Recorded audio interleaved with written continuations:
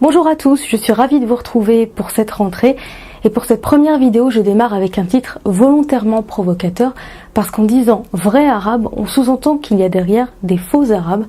Encore faut-il savoir ce qu'est un arabe et c'est loin de faire l'unanimité.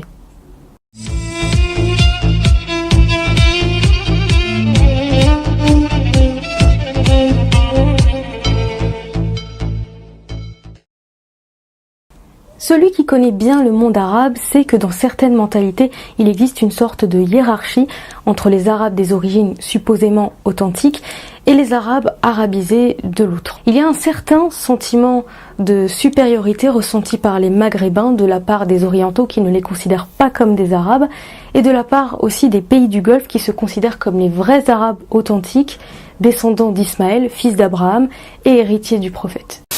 صاحبي حنا لو تيم تاعنا تاع الجهويه هل اجراد حسيت ان بو بالجهويه مثلا كي كنت ديجا في الحنوه شباب ومن بعد الجهويه انترناسيونال زعما حنا من الجزائر حنا تاع المغرب اسكو كاين حساسيات بين المغرب العربي والمشرق العربي بين لي كونديدا بيناتهم بالك بين في الشعب وانا نحكي لك فن انا ما ندخلكش هذيك اكيد وانا كي نسمع هكا كي نسمع زعما شونتور مروكي ولا تونسي ولا ليتين نستبنوا ياك اكيد مي هما ما يستبنوناش وكي نسمعوهم هما نستبنوهم ثاني حنا في البروبليم ماشي فينا اكيد في الثقافه في بارمي لي كاليتي تاع المغرب العربي ان عندنا ثقافه سمعيه كبيره نسمعوا المشرق العربي الغناء تاع المشرق العربي حتى في الكتب تاعهم حتى في الشعر تاعهم حنا نعرفوا الشعراء نتاعهم كاع الفنانين تاع المغرب كانهم عدينا باللي حنايا ما ناقصين عليهم شويه هما ماشي دايرين عرب ايوه اكيد انا ماشي عرب ما واحد ما يكذبش على روحه عربيه اكيد عربي ما تكذبش على روحك يا اكيد ورئيس نقلها بيان سور نحن امازيغ عرب بني الاسلام نحن امازيغ عرب بني الاسلام نقعدوا معنا جمهورنا الكريم ما تزابوناش مازال معنا اجراد با بانيك قعدوا معنا. Soyons clairs, les Arabes de la péninsule arabique sont connus depuis l'Antiquité. Les autres régions ont été arabisées avec les conquêtes au Moyen-Âge. Et on voit à quel point le lien généalogique avec la péninsule arabique est important, avec par exemple le roi du Maroc, qui appartient à une dynastie qui se dit descendante de la famille du prophète. Et ça marche aussi bien sûr pour les Hachémites en Jordanie. Et bien en ce qui concerne l'Afrique du Nord, que les généalogies soient réelles ou fantasmées, il est peu probable que des dizaines de milliers de conquérants arabes aient pu changer des millions de berbères. Mais il y a eu, bien entendu, des brassages avec les années. Des études scientifiques très intéressantes qui s'intéressent aux migrations des populations ont montré que génétiquement, le marqueur J, qui vient de la péninsule arabique, est présent à 30% dans les populations d'Afrique du Nord et à 80% au Yémen, d'où il est vraisemblablement originaire. En tout cas, ces études sont à prendre avec précaution et il faut faire attention car elles ne servent pas à déterminer une ethnie, mais à retracer des migrations ancestrales qui peuvent remonter jusqu'à la préhistoire. Être arabe, c'est déjà parler arabe et il suffit de regarder les pays qui ont l'arabe comme langue officielle, mais il faut aussi garder à l'esprit qu'il y a beaucoup de non-arabophones dans ces pays, comme les berbères en Afrique du Nord ou les Kurdes en Irak et en Syrie, et je ne parle même pas des langues qui sont aujourd'hui éteintes comme le phénicien.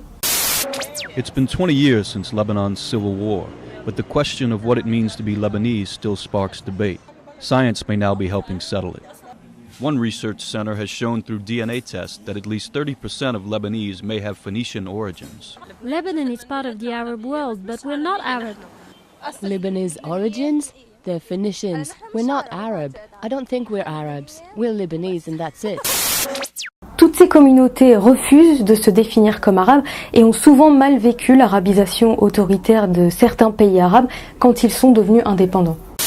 أنا توسي من تمغزة من قدم الزمن من قمم الأوراس مانيش من اليمن توسي من نقطة فخيك مانيش من حلب أجدادي أمازيغ جامي كانوا من العرب توسي قرطاجني حنا بعد وعليسة أنا توسي من نوميديا بلاد وغرطة وما سينيسة تونسي بربري جاي نكسر الاحتلال جاي نقول في الحقيقة مانيش نبكي على طلال.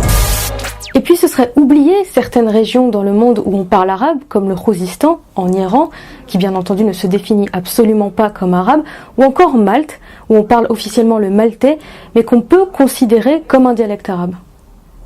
قدامنا عندنا رابورت اللي نحسب نستاو نقبلوا فوقه ونمشوا لقدام.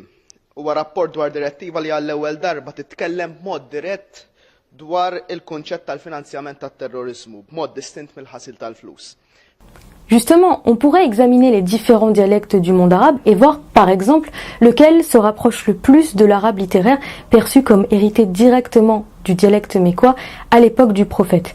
Et un arabe attaché à l'arabe littéraire peut avoir l'impression que le maghrébin est un arabe dénaturé. Et c'est vrai que plus on va à l'Occident et plus l'arabe est éloigné et agrémenté de mots français. ماما ما بقاش بابي تواليت نورمال روبيني فاش كيري البابور يا مون امور عطيني فيزا وباسبور votre langue est dégueulasse. Concrètement, un Syrien aura du mal à comprendre un Marocain, mais l'inverse n'est pas vrai. On appelle ça le continuum dialectal.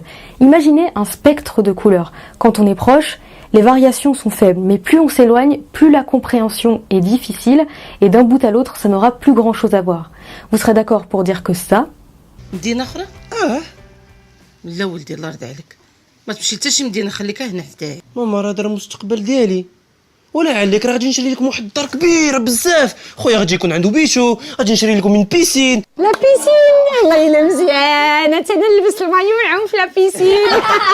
Ça n'a pas grand-chose à voir avec ça. كيف إن أهل بيروت وكيف إن أهليتك وكيفك عايشة ببيروت يا حبيبة قلبي مالله بيروت. بس بدي أسألك سؤال، هونيك ببيروت في عندكم خنازير؟ ستي خلصنا خنازير. لا كل ما تتحشريش أنت اسكتي.